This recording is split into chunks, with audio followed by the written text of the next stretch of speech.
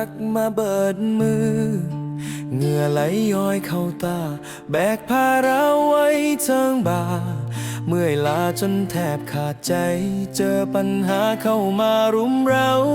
บางเทื่อก็ท้อสิให้แต่พอนึกถึงหน้าคนไกล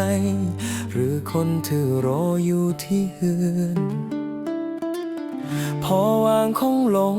จากบ่าแล้วหันมาพ่อหน้าน้องสายตาที่คอยจ้องมองถามไทยว่าเมื่อยบอดจ้า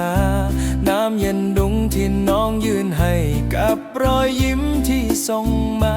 ความหนักอึ้งที่แบกมามันเบาลงได้จังใดอย่าชูกำลังขนาดใดก็สู้บ่ได้ดอกนะเทียบบ่ติดเลยการด่า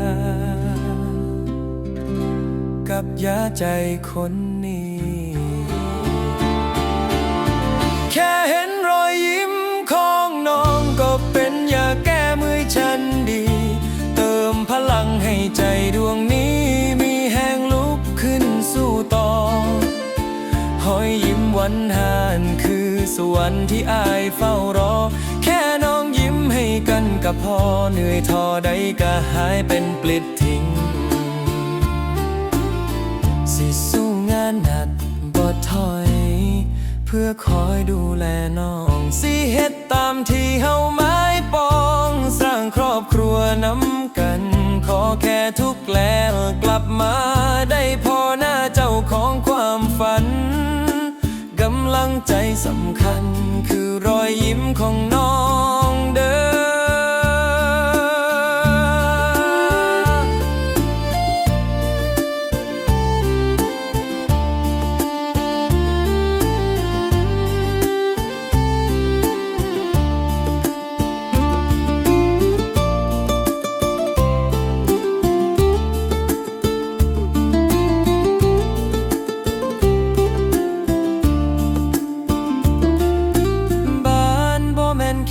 ที่สุขหัวนอนแต่คือมองที่มีน้องคอยท่ากลับมาเห็นแววตาความเมื่อยกับปลิวหายไป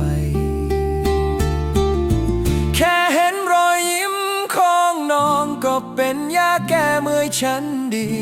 เติมพลังให้ใจดวงนี้มีแห่งลุกขึ้นสู้ต่อ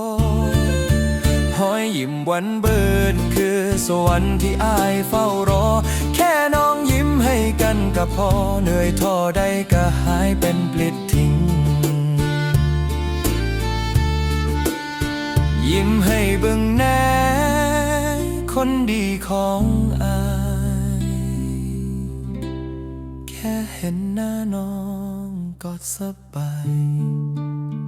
รอยยิ้มแก้เมื่อยของ